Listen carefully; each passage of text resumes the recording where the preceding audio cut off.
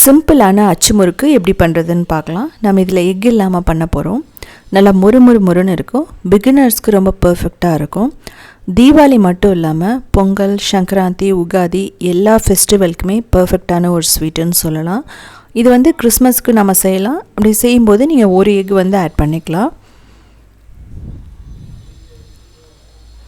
இது கிட்டத்தட்ட ஒரு வாரம் வரைக்குமே அப்படியே அந்த கிறிஸ்பினஸோடையே இருக்கும். இதுக்கு ஒரு 1/3 கப் சுகர் எடுத்துக்கலாம். நல்லா அரைச்சிக்கலாம். இல்லை நீங்கள் அப்படியே கூட சின்ன சுகராக இருந்ததுன்னா அப்படியே கூட நீங்கள் ஆட் பண்ணிக்கலாம்.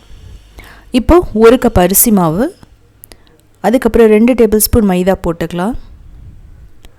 கொஞ்சம் மட்டும் உப்பு போடுங்க. அதுக்கப்புறம் ஏலக்காய் ஃப்ளேவருக்காக போட்டுக்கலாம். இல்லைனா சுகர் அரைக்கும் போதே நீங்கள் ஒரு 3 ஏலக்காயை அரைச்சி போட்டுக்கலாம். இப்போ எள்ளு போட்டுக்கலாம். கருப்பு எள் இல்லை வெள்ளை எள் ஏதாவது ஒன்றும். இதுக்கப்புறம் சுகரை வந்து போட்டுட்டு நம்ம நல்லா மிக்ஸ் பண்ணிக்கலாம். சுகர் ரொம்ப நல்லா பிடிக்கும்னு நினைக்கிறவங்க 1/2 கப் சுகரை கூட நீங்கள் போட்டுக்கலாம், ஒன்றும் பிரச்சனையும் இல்லை. 1/3 கப் போட்டால் ரொம்ப பர்ஃபெக்டாக இருக்கும். சுகர் பிடிக்கலன்னா ப்ரௌன் சுகர் கூட போட்டுக்கலாம். இப்போது தேங்காய் பால் நான் ஊற்றுறேன். கிட்டத்தட்ட 1 கப் தேங்காய் பால், நல்லா திக்கான தேங்காய் பால் தான் நம்ம ஊற்றணும்.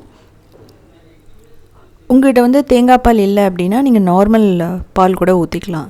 இல்லைங்கிற பட்சத்தில் நான் சொல்கிறேன். தேங்காய் பால் ஒரு நல்ல ஃப்ளேவரும் டேஸ்ட்டும் கொடுக்கும். அதனால் நீங்கள் இதை ஸ்கிப் பண்ணிடாதீங்க.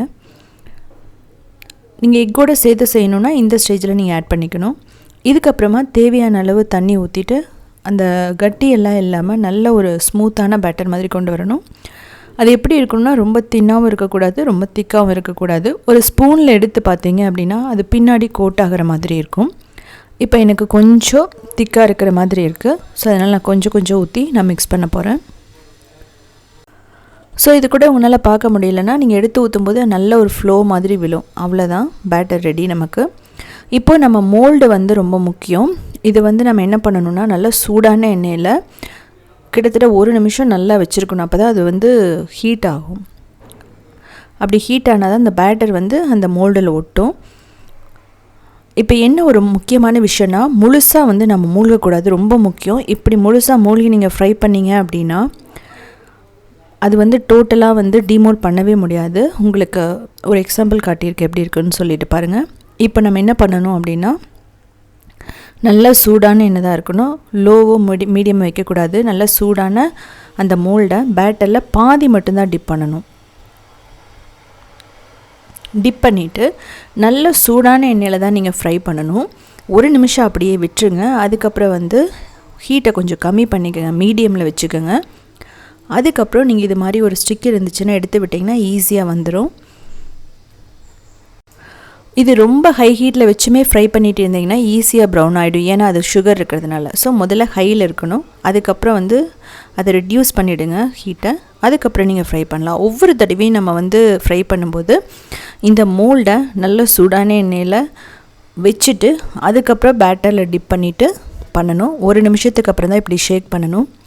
டைம் ஆக ஆக வந்து உங்களுக்கு அந்த ஸ்டிக்கை வச்சு கூட எடுக்க வேண்டியதில் ஆட்டோமேட்டிக்காகவே வந்து மோல்டிலேருந்து கழண்டு வந்துடும். உங்களுக்கு க்ளோஸ்அப்பில் காட்டுறேன் எப்படி எடுக்கணும்னு சொல்லிட்டு. ஸோ ரொம்ப முக்கியமான விஷயம், இப்படி வந்து நம்ம எடுக்கும்போது நம்ம எண்ணெய் மேலே பற்றாமல் பார்த்துக்கணும். இல்லை நல்லா சூடான எண்ணெய்.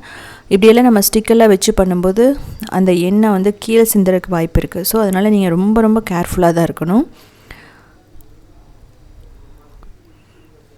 இது உங்களுக்கு எக்ஸ்பீரியன்ஸ் வந்துருச்சுன்னா ஒரு 2-3 கூட நீங்கள் அட் அ டைம் வந்து ஃப்ரை பண்ணலாம். ஸோ பாருங்கள், நான் பாதி தான் டிப் பண்ணியிருக்கேன். இது ரொம்ப முக்கியமான விஷயம்.